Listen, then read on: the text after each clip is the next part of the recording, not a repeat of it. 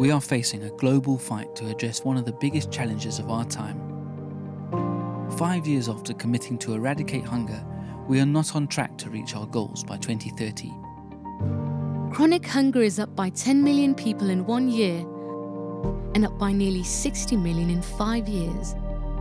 Almost 690 million people went hungry in 2019, with numbers highest in Asia and rising fastest in Africa. If these trends continue, more than 840 million people will be hungry by 2030, with Africa overtaking Asia as the region affected most. The COVID-19 pandemic could add over 100 million people to this distressing toll. Overcoming hunger is just one part of the problem. 2 billion people do not have regular access to safe, nutritious and sufficient food. In 2019, 144 million children under the age of 5 were stunted, while 47 million were affected by wasting. We are not on track to meet our 2030 targets for child stunting, low birth weight and exclusive breastfeeding. Countries are also facing the growing burden of obesity linked to poor quality diets, with 676 million of adults obese. Around the world, many people are suffering from hunger, food insecurity and malnutrition because they cannot afford healthy diets. Even the cheapest healthy diets are out of reach for more than 3 billion people in the world.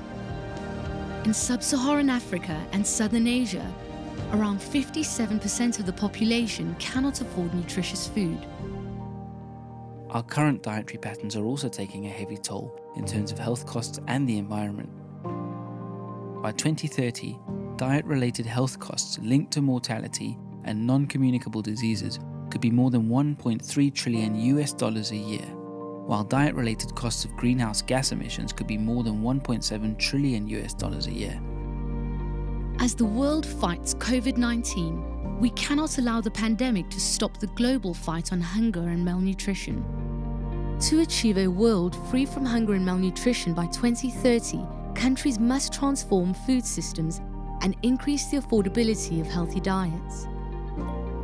Shifting to healthy diets could reduce direct and indirect health costs by up to 97%, while reducing the social costs of greenhouse gas emissions by up to 74%. We must ensure the cost of nutritious foods comes down. If the whole world shifts towards a healthy diet, we have a real chance at ending hunger and malnutrition, once and for all. We must act now to build back better and make a difference in lives and communities everywhere.